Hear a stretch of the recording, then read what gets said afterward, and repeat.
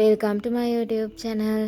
අද මම ඔයාලත් එක්ක ෂෙයා කරගන්නේ අපේ ගෙදර දැන් අර එක එක කාලවල ඉන්න කිකිලියෝ කුකුල්ලෝ ඉන්නවනේ. එතකොට දැන් ගම් කුකුල්ලෝ කියනකොට සාමාන්‍යයෙන් අපි කියන්නේ යාලා අහුලගෙන කන අය කැම වියද මෙහෙම අඩුයි. ඒක හොඳයි අර සාමාන්‍ය විදිහට හදන්න පුළුවන් කියලා. නමුත් දැන් අපි අර බිත්තර රක්වන එකකින් හදපු හින්දා පොඩි කාලේ ඉඳලම කැමත් එක්ක හුරු වෙලා යාලා ගොඩක්ම කැමට හුරු වෙලා තියෙන්නේ.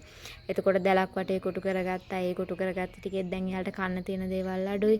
දැන් ඒ නිසා පොඩි පැටවු ටිකත් කෑම දෙනකම්ම ඉන්නවා බලාගෙන මම මේ නිසා මේ ඉන්නේ පොඩි පැටවු ටික.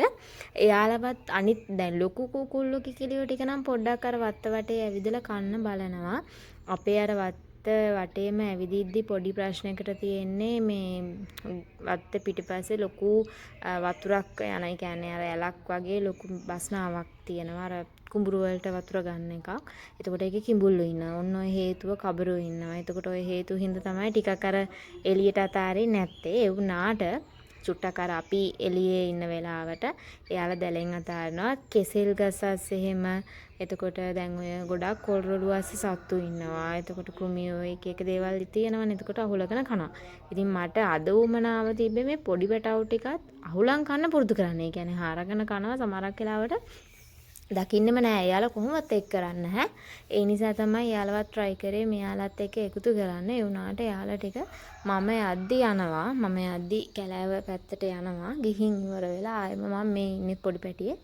මම යද්දි චුට්ටක් ගිහිල්ලා අතරමං වෙලා වගේ කෑ ගහලා ආයෙම මගේ පස්සෙන් ආයෙම අපේ ගේ තියෙන හරියට එනවා. ඒ කියන්නේ කූඩුව හරියට එනවා. එතකොට එයාලා දැන් අර මම කිව්වේ මේ තමයි අර ලොකු ඇලක් වගේ එකක් තියෙනවා. එතකොට මේ ඉන්නේ කිකිලියෝ ඒ කිට්ටුවටම යනවා. බයයි එතකොට. මොකද කිඹුලා ඇවිත් හිටියොත් දැන් වතුර නම් ගොඩාක්ම නැහැ.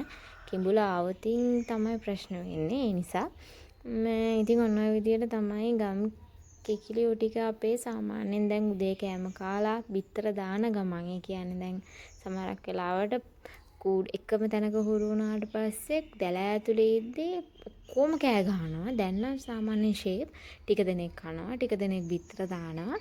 බිත්තර දාලා ආයෙ එළියට එනවා. ඔන්න ඔය විදිහට තමයි යන්නේ. හැබැයි අපිට පොඩ්ඩක් කරදරේ අර වත්ත වටේම ඉන්න නිසා චුට්ටක් ඉතින් බල්ලෝ එන්න පුළුවන්, කබරෝ එන්න පුළුවන්. අපිත් අර ගෙදර හැමෝම ඉන්න දවසට තමයි සාමාන්‍යයෙන් මම ඔය එළියට දාන්නේ. එතකොට කාට හරි සද්ද ඇහෙන නිසා ඔන්න ඔය විදිහට තමයි ඉතින් අපේ ගෙදර කුකුල්ලු කිකිලියෝ ටික සාමාන්‍යයෙන් උදේ 11 ඉඳන් 3 විතර කොහම හරි 3:00 විතර වෙනකන් ඔය විදියට ඉන්නවා. ඊට පස්සේ යාලා සාමාන්‍යයෙන් හවස් වෙද්දී ගේ කිට්ටුවට, කූඩු කිට්ටුවට එහෙම වෙනවා. එතකොට යාලා වතුර දීලා ඒ දේවල් කරලා ඉවරනම ආයෙ කෑම ටිකක් දීලා ආයෙ ඉතින් කූඩුවට දාන එක තමයි කරන්නේ.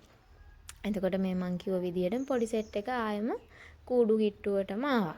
එයාලා කැරේ ඇවිදගෙන කන්නේ නැහැ. එයාලා ඉතින් බලාගෙන ඉන්නේ. මම මොනවා හරි කෑම ටිකක් දෙනකන් තමයි. ඒ වුණාට එයාලවත් ඉක්මනින්ම අහුලගෙන කන්න පුරුදු කරන්න ඕනේ. මොකද අපේ ගෙදර ගොඩක් ඉඩ ප්‍රමාණිකුත් තියෙන නිසා නැත්තම් අපරාධනේ. ඔන්න ඔය විදිහට තමයි ඉතින් අපේ ගෙදර අද දවසේ පොඩි කුකුළු කිකිලියෝ ටිකයි ලොකු අයයි අතර අහුලගෙන කන්න පුරුදු කරන වැඩේ ගියේ.